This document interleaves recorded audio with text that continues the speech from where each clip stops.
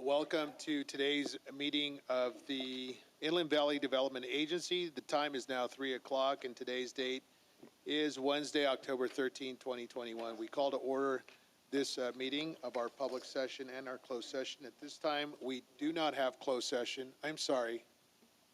Thank you. We'll go ahead and we don't have closed session, so we'll move right into our open session. At this time, we will have a call to order, and clerk of the board, please call the roll. Yes, please state your name for the record. Members from the City of Colton. Frank Navarro. Isaac Suchel. Thank you. Members from the City of Loma Linda. Bill Duper. Thank you. Member from the County of San Bernardino 3rd District. Don Rao. Member from the County of San Bernardino 4th District. Kurt Hager. Thank you. And members from the City of San Bernardino. John Valdivia. Theodore Sanchez. Fred Charette filling in for Ben Reynoso. All righty. Thank you. We have a quorum. Okay, please stand, and I will lead today's pledge. Ready? Pledge allegiance to the flag of the United States of America, and to the republic for which it stands, one nation, under God, indivisible, with liberty and justice for all.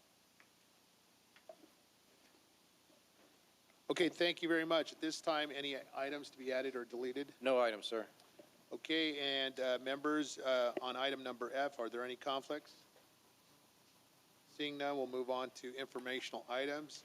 And at the beginning, I do want to have a moment of silence in memory of Bob Edwards, and we'll pause for a few seconds here in his memory.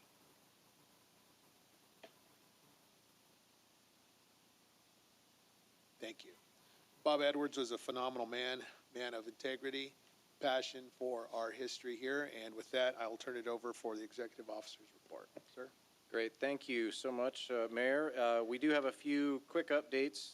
Just want to send a bit of thanks here to Amber Casares, our marketing manager, Michelle Casey, brains of the operation, wherever she's at today here, and Mr. Barrow. We had a nice, pleasant, but warm ribbon-cutting event at Mountain View last month, and it was good to have the project team and as well as SBCTA and everybody out there. And the road is open, and Mr. Barrow and Mr. Lewin are going to be going through the final cleanups to get them all paid up and closed out. So hopefully that completion notice will be on an upcoming agenda very, very soon. And thank you for your support. It was not a long road, but it was a long road getting that project finished. We appreciate all your support. Secondly, Mr. Barrow has a quick update on the recoating of the water tower and wanted to show how that was going. So, Jeff, can you kind of fill us in? Yes, thank you, Mike. For those of you who haven't seen or had a chance to see, if you look out our water tower, we painted it. We have a view up here on the screen. Used to have a lot of rust and deterioration on top. Now it's nice and clean and white, and it's protected from the weather. But yes, if you haven't had a chance to see it, please drive by and take a look, and you can see the process there, the preparation and the priming that we took through. But it's an overview with our drone flying it.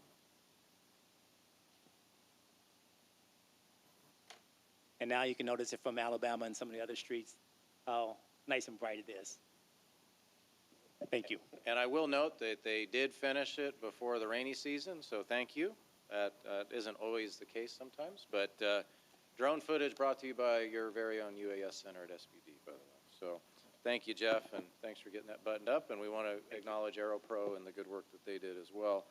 Mr. Cousineau, Finance and Budget Committee, we went through some quarterly look-backs. Any other items to report from that? Thank you for the members and your time today. So, Mark? Thank you, Mike. Briefly, we had our meeting earlier today. The audit is on track. The auditors have left the field and are in the process of finally preparing the report now. As far as the budget goes, we're on track. Revenues and expenditures are both tracking where we expect overall. No surprises or adjustments foreseen at this time. And that concludes my report. All right. And then as you all are dealing with, or have dealt with, I should say, in your respective organizations, we too, as a JPA, have to navigate the Brown Act and the Brown Act and the Brown Act. And Mr. Lewin and team put out kind of the latest synopsis that pertains to this organization, but don't want to, beat a dead horse per se. If you do have questions, staff stands ready as long as our legal counsel and clerk of the board team, if you have any questions, but I'm here to accommodate whatever you all need. So thanks for your patience with that. Anything else, Mike? Perhaps I should just give a summary reminder for everybody of what the Brown Act has always provided and what currently exists to allow remote access through teleconferencing. The procedure is you have to post whatever that remote location would be on the agenda at the time it's done. It has to be open to the public, and you have to post the agenda there. So, and you have to have a majority of the board members, or quorum, I should say, of the board members in the jurisdiction. Given all of our composition here, that's generally never a problem since all of your respective jurisdictions would apply for that. So that is always available right now. Always has been available. There was some urgency legislation that I could go over that would have to be specifically adopted, but if everybody's comfortable with the Brown Act procedure, that would be what I would recommend in any case. But as you're all navigating with your own organizations, we're here to listen too. So if you want to do things in a different manner or given circumstances or schedules, we'll accommodate any way we can. So Mr. Lewin's available to you at any time. Okay. All right, that concludes that one. If not any questions, last but certainly not least, Ms. Pritchett and our event next week. Take it away. Excellent. Thank you, Mike, and it's so good to see everyone. Welcome back. It is with great sadness that we announced last week the passing of Bob Edwards, who was the founding and current president of the Norton Air Force Space Museum. I'm going to have to read this so I can get through it. I apologize. Bob, as he was affectionately known, honorably served the United States Air Force for 20 years and spent another 19 here at Norton as an aerospace contractor when he retired in 2006. As president of the Norton Air Force Space Museum, his mission was to preserve and share the history of the base, as well as demonstrate the contribution of the 63rd and 445th Military Airlift Wings. The museum started as an IVDA project and has been autonomously ran by this amazing board for the past 8 years, and Bob was the backbone. This is a big loss. We are planning a celebration of life for him on Tuesday at our facility at 3 o'clock. And an invitation will go out to all the board members and your staff. So the family did want me to convey their appreciation of your support, and we look forward to seeing everyone on Tuesday. Thank you.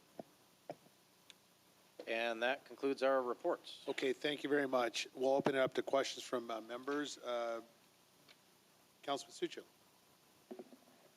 Mike, I just wanted clarification on that Brown Act. As I recall, I attended a meeting and I was in Chicago, and I attended remotely. I had a post outside where I was that I was at a meeting, and if anybody wanted to come in and have a public comment, is that still, or did they modify that? No, that still remains in effect.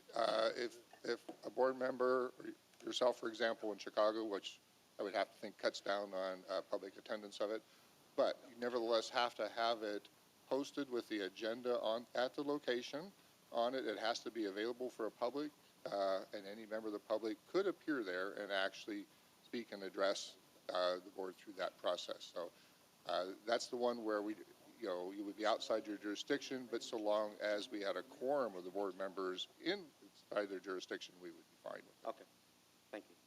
Okay, thank you. Any other members? And we certainly recognize the life of Bob Edwards as a great man and resident of our city. Phenomenal man, just a great. So we send our condolences to the Edwards family and Gail Edwards. What a treasure our community has lost, and we will be there to support and represent. So thank you. All right, let's move on to item H. These are board consent items in one fell swoop of 3 through 6. I'll move it. Second. All right, there's a motion and a second. Are there any polls, questions, or comments? If not, clerk of the board will call the roll, please. Hi, I'm sorry. Can you please repeat your motion? The second, I didn't catch that. I'll move it. Okay, thank you. Member Duper. I have a motion by Member Duper and a second by Member Navarro. Thank you. Please state your vote for the record. Member Navarro. Yes. Member Suchil. Aye. Member Duper. Yes. Member Rao. Yes. Member Hagman. Aye. Member Valdivia? Yes. Member Sanchez? Yes. And Member Schrecht? Yes. Thank you very much. Item Thank passes you. unanimously. Item number, these are board action items. Item number 7, status of policies and procedures. Update from the Inland Valley Development Agency, consistent with previously approved agency policies. Ms. Pritchett? Thank you. This is a far less emotional item with policies and procedures, so no waterworks. Traditionally, in the month of October, staff presents updates to our policies and procedures that guide the day-to-day operations of the agency consistent with board-regulated policies. A multitude of pending changes in California law, particularly related to personnel, were signed by the governor October with an effective date of January 1st. So in order to give us time to understand them and implement them and build them into our policies, we are requesting that the board approve for us to move these policies and procedures to January with a full update from all departments. I'm happy to answer any questions from the board. Move the item, Chair. Second. All right, there's a motion by Navarro, second by Sanchez. Any final questions or comments? Not, the clerk will call the roll. Yes, please, I have a motion by Member Navarro and a second by Member Sanchez. Please state your vote for the record. Member Navarro? Yes. Member Suchil? Aye. Member Duper? Yes. Member Rao? Yes. Member Hagman? Member Valdivia? Yes? Member Sanchez? Yes. And Member Schrecht? Yes. Thank you. Very good. Item number 8, consider and discuss the report on status of the airport gateway specific plan. Presenter is Ms. Beltran. Ms. Beltran? Hi, good afternoon. My name is Miriam Beltran. I'm the Manager of Planning and Programs, and we'll be providing you with a short PowerPoint with the status update of the Airport Gateway Specific Plan. I'd like to remind you that the IVDA is the lead agency in coordinating the plan and the CEQA review process. This project is a multi-jurisdiction partnership with the cities of San Bernardino, Highland, the Seminole Band of Mission Indians, and the East Valley Water District. Next slide, please. In this exhibit, you can see the 679-acre plan area that's located on the north side of the airport. As you could observe, the area covers 3rd, 5th, and 6th Street corridors from Tippecanoe Avenue easterly to the 210 freeway. The plan includes 485-acre parcels within the city of Highland and 194 acres in the city of San Bernardino. This planning entitlement document is going to be used to implement and regulate land use and provide zoning guidance on future development within this described area. Next slide, please. We wanted to share some of the completed tasks to date. As you saw in the previous slide, we identified the corridor boundaries. Our consultant Placeworks has prepared the opportunities and constraint analysis, which included the surrounding land uses, the jurisdictional boundaries, roadway classifications, and bike pedestrian facilities. And they also identified drainage, sewer, and water utilities. They also prepared the high-level market study, and this was used to understand the potential for new development in the area and to provide guidance regarding the type of uses the market would support and could sustain over time. They also prepared the development vision statement and project objectives earlier on. The land use concepts created for consideration by the cities, and this includes the type of land use designation, permitted uses, development standards that will likely be implemented in order to carry out the objectives of the Airport Gateway Specific Plan. So the local agencies have reviewed the concepts and have agreed on 2 alternatives for the inclusion of the Airport Gateway Specific Plan. Next slide, please. In this exhibit, you can see the selected preferred alternative. There were earlier discussions to possibly eliminate a portion of 3rd Street to make some of the parcels deeper, but that was dismissed. So this is the preferred alternative. In that section A is East Valley's Water District Sterling Natural Resource Center, and that particular area has its own EIR and is not part of this specific plan. Next slide, please. In the next 2 slides, you're going to see beautiful buildings and attractive landscaped examples of what mixed business use parks look like, and these are intended to be flexible and allows for a mix of industrial, light industrial uses. Next slide, please. In this one, we could also see examples of technology business parks, and these could support retail to service and create an attractive corridor. They also promote jobs, and the commercial could be used for logistical, distribution, and research and development functions. Next slide, please. So next steps, Mike, you want me to just go into this, or? Yeah, touch on it. And then Okay, so the next steps, as you know, we've provided the document. There's a link on our website for everyone to review. This has also been disseminated to all the stakeholders in the two cities. And we're still waiting on the city of San Bernardino to provide their feedback so that PlaceWorks can work it into the document. And we plan on having that wrapped up by December, hopefully at the end of this year. And some of the next steps for the specific plan is we will have the IVDA board review and provide feedback, and both the cities of Highland and San Bernardino will have an opportunity to review it also with their council members and stakeholders. And as they will ultimately have the land use authority to adopt and implement the plan. Next slide, please. At this time, we'd like to invite Tom Dotson with Tom Dotson and Associates. He's our consultant who has prepared all the environmental documents required for the specific plan, and he's here today to walk us through the environmental impact report process. Mr. Dodson, welcome, sir. Thank you, Tom. Great to see you. Great to see you. Mr. Chairman and members of the board. Tom Dodson. I've actually been working and doing most of the environmental work on the airport since 1991, so I'm 30 years into this stuff. Let's see if we can start off with, to be able to prepare and distribute an environmental impact report for review, the first thing you have to have is a project that you can put out for the public to be able to review concurrently. We're just about at that stage. It's taken a long while because you've got a lot of moving parts for this project, but we're very near the end, and we anticipate having the draft ready for public view. And that doesn't mean internal review by the staffs, it means by public review in December. So what happens after that from the environmental standpoint? We've actually been working on the environmental document for the last couple of years. It ranges from things such as doing cultural studies throughout the area to actually taking time and seeing how we can capture all the drainage and transport it from the area that we're going to see put into the specific plan west to where we'll go into the Twin Creek Channel. And it will be along an alignment that'll be similar to the current alignment of the City Creek bypass channel, but it will not necessarily be exactly the same. But that's the general area that that new drainage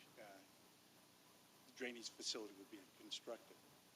So here's a layout that you can anticipate. Sometime in January, after we've got the draft specific plan, we'll put out what is called a notice of preparation. And that notice of preparation is a document that tells the world we're going to prepare an environmental impact report on this issue. It gets very wide distribution, and then we take that input and make sure that the analysis that we've done is consistent with the input that we receive from the public and from various interested agencies is probably the best way to say it. There's a lot of state agencies involved that do reviews. San Bernardino County will have flood control reviewing, all those types of agencies. So we'll make sure that it gets that wide distribution. That goes out for a period of 30 days. And that 30-day review period addresses the first step in the CEQA process. The next step is the actual drafting and release of the environmental impact report.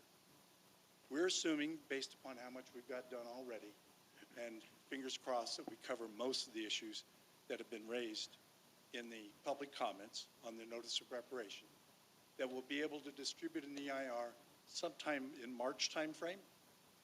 There is then a public review period. It's mandatory. It's for 45 days. It will go out for that 45-day public review. We will then take all the comments, and since I know you folks have had different experiences responding to comments, you know it can sometimes take a lot of time depending upon the comments you get. So we prepare responses to comments, finalize the document, and sometime, probably in in just around June of 2022, we should have an environmental document and a specific plan that's finalized and ready for approval first by the IVDA, and then subsequently has to go to the cities, both San Bernardino and Highland. That's a quick overview, and I'm available for any questions you might have. I also have with me my associate, Caitlin Dodson Hamilton, and she's good available stock. to help. From good stock. Yes, thank you very much, sir.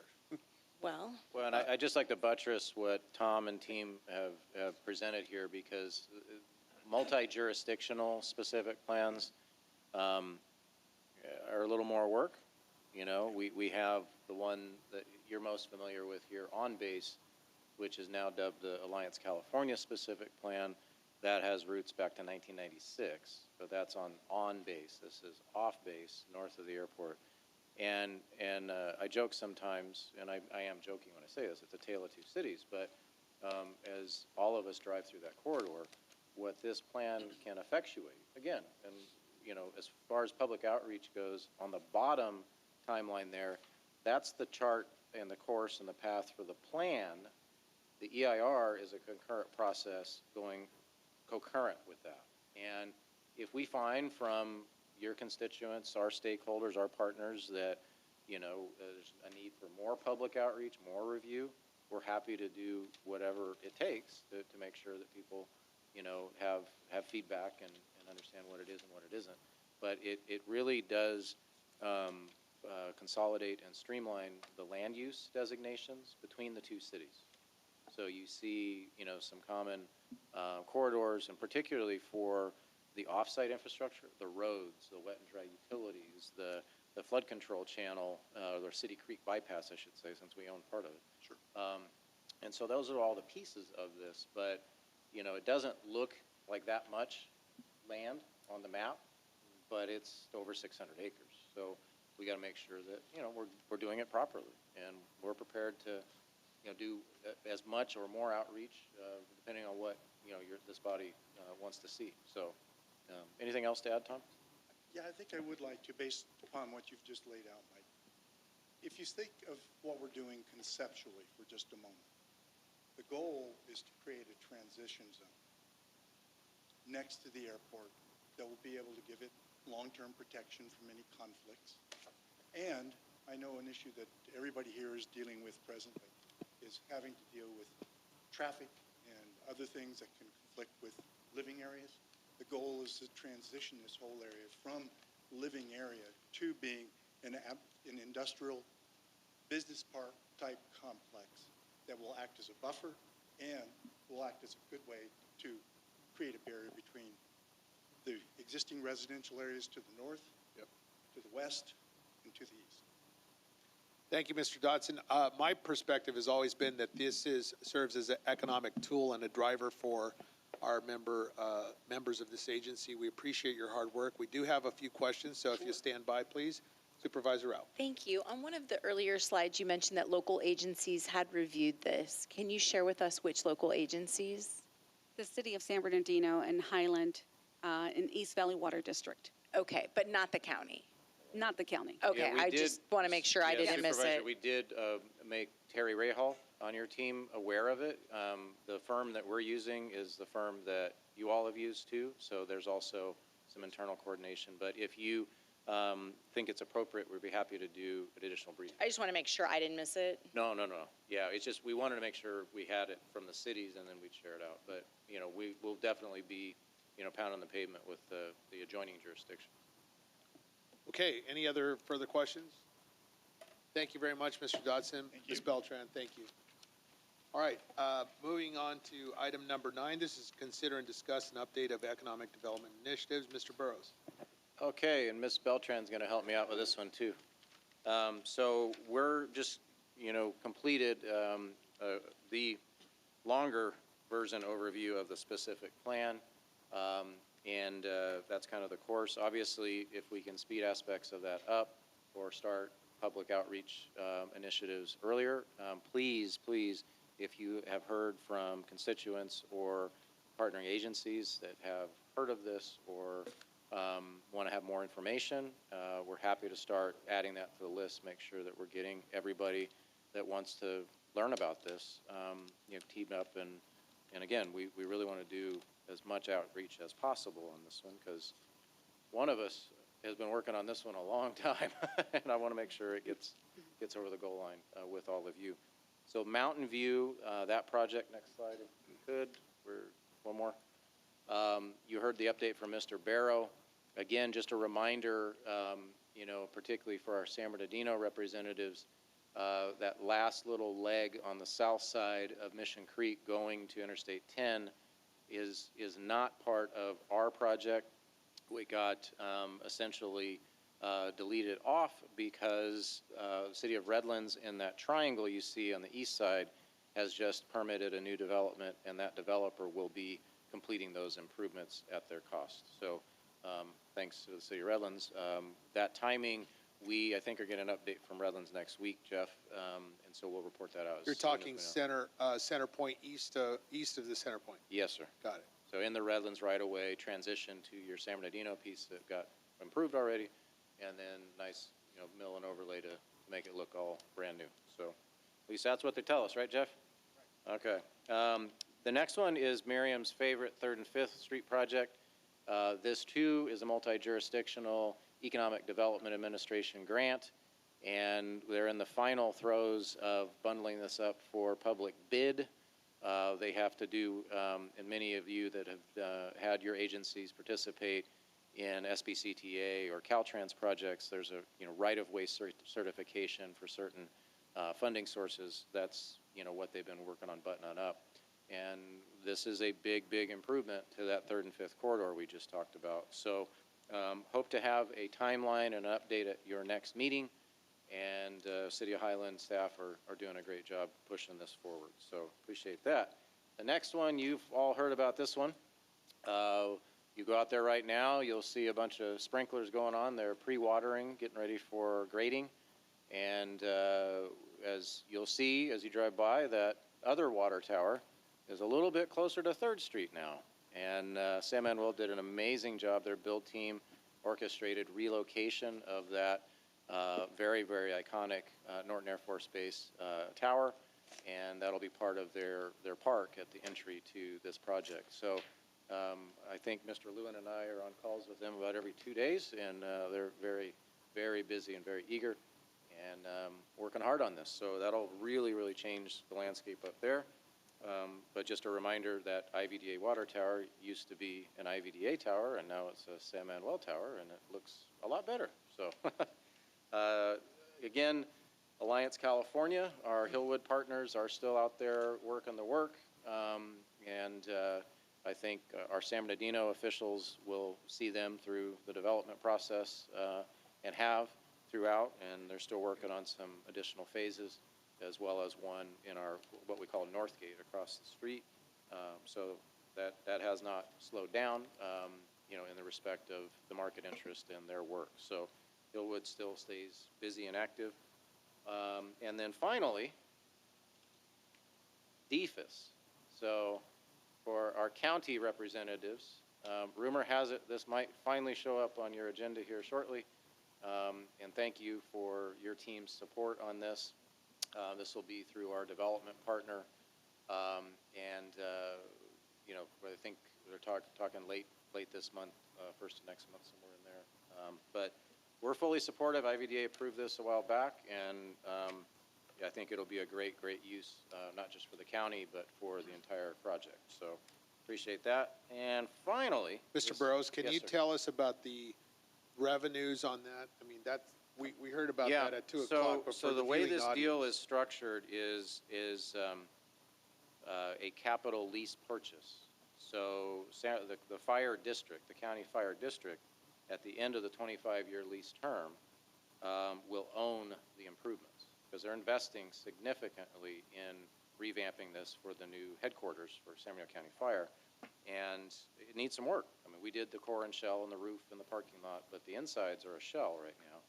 And, obviously they have, important assets that need to be done their way, of course. And our developer is more than capable of turnkeying this. IVDA will net just over 2.6 million once the lease is signed and the transaction closes, and then we get a little over $100,000 per year in a participation payment for the 25 years. So those are the economics. Mr. Chair? Yes, Supervisor. Thank you. Mike, who owns the dirt at the end of the county fire would own the improvements? Who owns the land? So the land will stay vested with IVDA. Once the 25 years is up, they'll own the building and the land. So it'll all be county property. And those that go into the history books, there's a very interesting history on these buildings, because when Norton Air Force Base was here, you had TRW and the Ballistic Missile Office, and then for a time, San Bernardino County owned the property, and then the Air Force took it back when the Finance and Accounting Service went in, and then IVDA got it through the base closure process. So it's not like the county didn't have roots here. We're just bringing them home. Maybe there's a time capsule buried in there you'll find. Well, that's me. Oh, no, I'm kidding. Anyhow, it's a great use. Obviously, this location at the end of a runway, you couldn't pick a better fit, because there's certain uses we can't put in there due to land use density and our state permit. So when Chief Muncie said he liked it, I couldn't have been happier. So it'd be a great use, and they're great neighbors. So and they have cool stuff we need from time to time. So last but not least, your UAS center is cranking along, no pun intended. Still continuing to do certifications, trainings. We've got some of our technical advisors on the DoD military side coming down next week for a quick visit.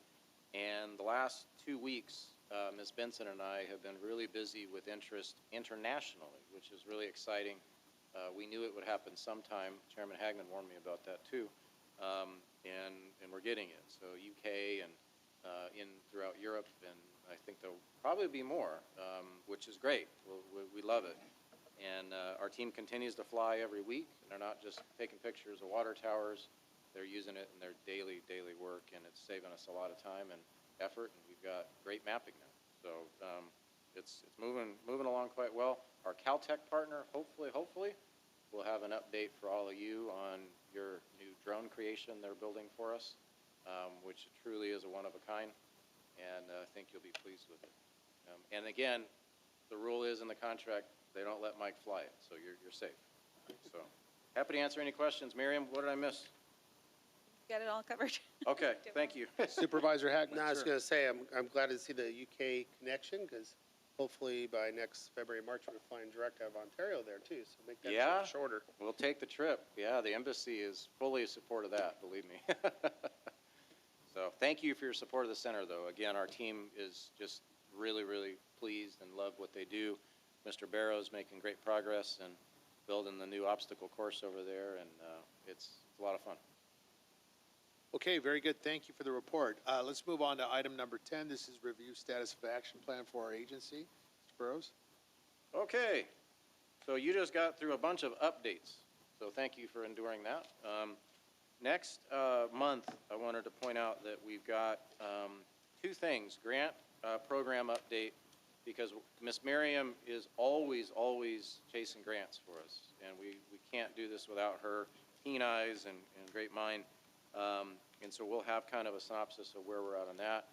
We're right in queue with a couple of opportunities, so hopefully we've got some nice surprises for you before the holidays.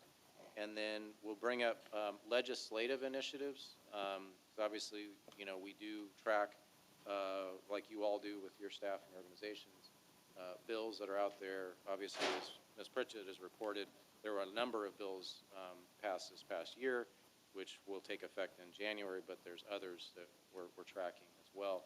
So we'll have a quick snapshot as it pertains to IVDA at your very next meeting. And I'd be remiss to not mention, as we move into November,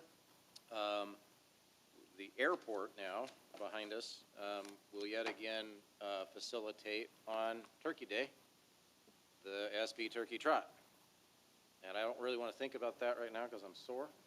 But this is a one-of-a-kind course with the roads and everything being reconfigured. We've had to change it up. But San Manuel, Loma Linda Lopers, and a whole lot of great people are behind this thing. and it's going to be a lot of fun. And I've almost got Kat convinced to run it, but I'm still working on that. So Mark won't talk to me.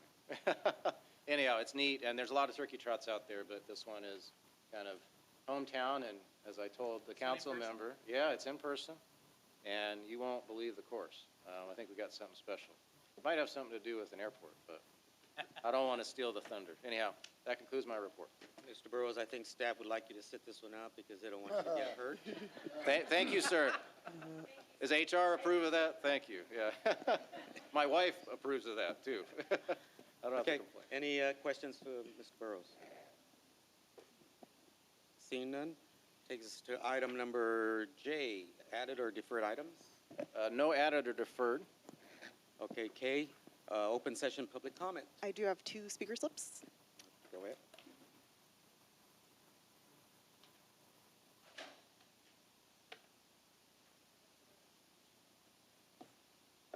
Okay, very good. We'll open it up to public comments. This time we'll ask Ms. Alexander, great to see you. Please come forward. And followed by Janae Moorhead. Ms. Alexander, welcome. Hi, good to see everybody again. I am back just to remind everybody of why we were here the last time. Haven't had much progress on that issue. I have reached out with regard to the church's rights and vestitures with our property here on the former Norton Air Force Base. And we certainly want to see some movement on that. I know that everybody's busy. Mr. Burrows, I reached out to you on October 1st, and I know that you've been quite busy. Mr. Mayor, I reached out to you on September the 29th. No response. But when it comes to issues between the city and the IVDA that they may need to speak about and work through so that the church can move forward with development, I believe that these issues have to do with the specific plan that was put in place and questions that the city has on it. My understanding is that there's a lack of institutional knowledge with a lot of those changes in the city, and that those individuals need to meet with Mr. Burrows or someone to get an understanding of the church's rights so that we are not delayed in our progress and our development. There's no reason why we shouldn't have water and power in our buildings and why we're being held up with our development, because our buildings serve an important purpose and serve the homeless.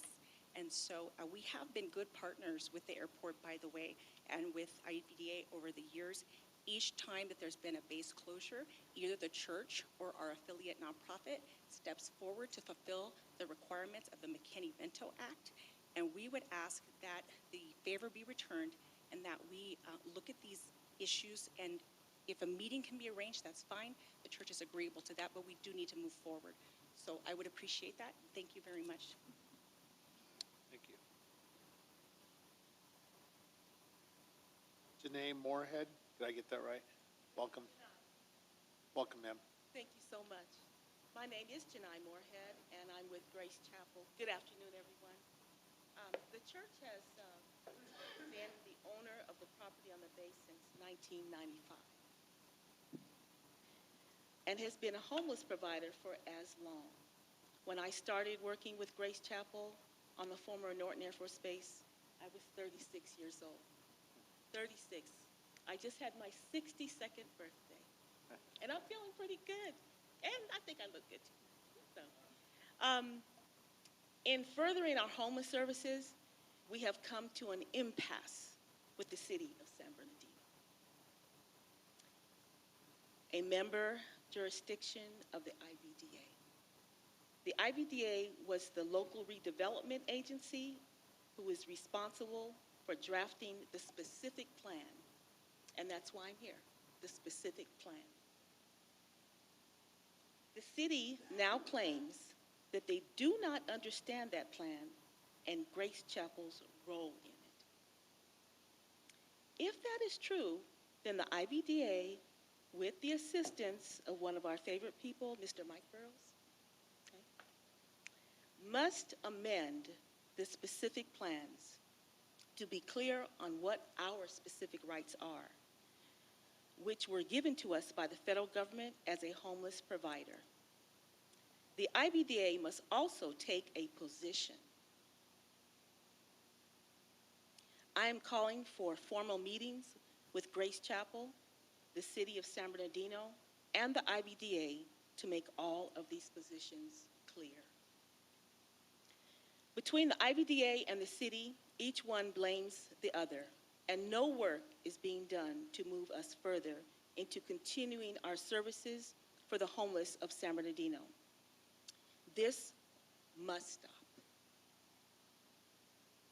I'm expecting that all parties will sit down and work together very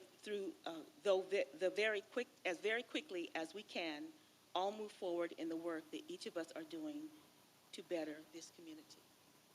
Thank you very much. Thank you, Ms. Moran.